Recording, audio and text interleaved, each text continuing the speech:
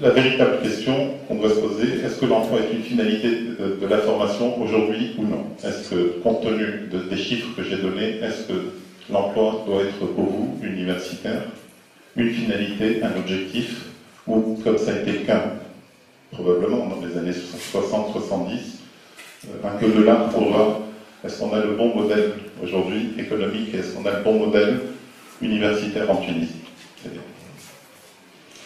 Si on lançait un débat national université-emploi aujourd'hui, je pense qu'on peut tirer des conclusions avant d'avoir lancé ce débat. On peut lancer. Maintenant, je pense que c'est une nécessité dans ce pays de lancer ce débat-là, université-emploi, incluant les différents départements ministériels, que ce soit l'agriculture, que ce soit l'industrie, que ce soit le commerce, que ce soit la santé, que ce soit la défense nationale, enfin également les différentes fédérations professionnelles, parce que si notre pays veut, dans le futur, relever ce problème d'adéquation, formation, emploi, chômage, etc., à mon sens, il n'y a pas d'autre voie que d'extraire le problème ou la problématique, je dirais, le sujet de la formation du champ politicien. Si on le laisse dans le champ politicien et que chaque politique qui arrive ou chaque gouvernement qui arrive n'a d'autre, et encore une fois, je ne fais pas référence à l'actualité récente, mais réellement c'est une donnée importante. Si on remet en cause ce qui a été fait par les précédents et qu'on n'a pas un consensus national par rapport à une direction, par rapport à une vision de ce que sera notre pays, non pas en 2013 ou 2014 ou 2015, mais en 2030, et quelles sont les étapes, et sans démagogie, quelles sont les difficultés qu'on rencontrera. Après la Seconde Guerre mondiale, vous connaissez tous le bon mot de Churchill qui disait « On a gagné la guerre, je vous promets du sang, de la sueur et des larmes ». C'est-à-dire qu'aujourd'hui, notre révolution, si on veut relever le problème, il va falloir suer, il va falloir, j'espère pas de larmes, j'espère pas de sang. En tout cas, la sueur, si on n'a pas la sueur, on n'y arrivera pas. Donc aujourd'hui, est-ce que le problème de notre pays, c'est d'avoir trop de diplômés, des jeunes sans qualification? Personnellement, je ne le pense pas. Encore une fois, je le dis, cette jeunesse est une richesse pour ce pays. Si nous, il y a beaucoup de jeunes dans la salle, mais nous, vous, universitaires, nous,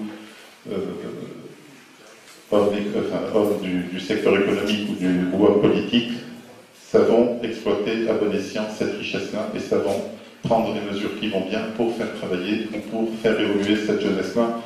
Et je ne pense pas qu'aujourd'hui, ce qui serait catastrophique, c'est partant de la situation dans laquelle est notre pays, on prenne les mauvaises mesures par rapport à un vrai problème. C'est-à-dire qu'on apporte, qu'on remette en cause le modèle éducationnel de la Tunisie, l'éducation pour tous, on revient en arrière par rapport à ça. Ça serait catastrophique pour notre pays, pour les générations futures.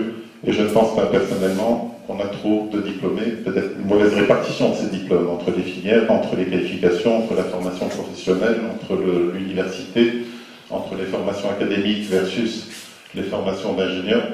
Probablement que c'est une question qu'il faudra se poser, trouver la bonne cartographie pour arriver à cet objectif qui serait une vision de la Tunisie 2030-2035 sur laquelle on arrive à avoir un consensus le plus large possible au niveau de notre pays et après qu'on prenne des chemins qui peuvent être différents, mais en tout cas qu'on ait comme point de mire cette vision de la Tunisie de 2030. Et je pense que c'est cette vision qui manque aujourd'hui à notre pays. Des impératifs et des décisions, à mon sens, qui doivent être prises tout de suite. Le système d'orientation en Tunisie, il date de combien, 30 ans maintenant, 35 ans, 40 ans, n'est pas bon. Vous le savez, vous en souffrez, vous enseignants universitaires. Cette partie orientation, je ne vais pas dire que c'est la raison principale, mais c'est une des raisons principales du mal et de la dégradation de la qualité de l'enseignement au niveau des universités. Vous n'avez pas su faire évoluer les structures de l'université pour plus de souplesse, comme je le disais tout à l'heure, vers plus d'ouverture vers le monde économique.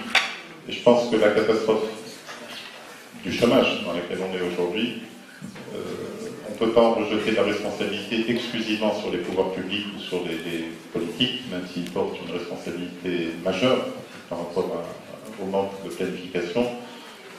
Je pense que vous avez aussi une responsabilité, et un universitaire, un prof universitaire, a un devoir Un devoir d'intégrité, un devoir de tirer les sonnettes d'alarme et un devoir d'action également par rapport à une situation.